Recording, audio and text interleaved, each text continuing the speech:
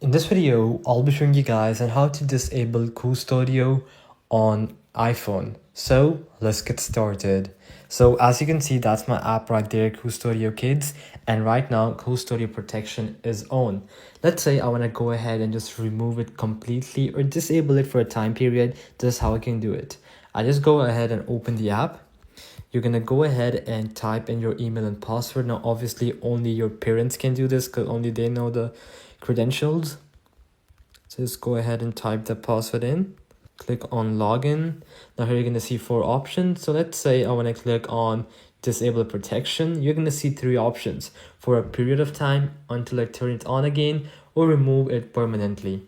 Let's say I want to remove it permanently. Just go ahead and click on that.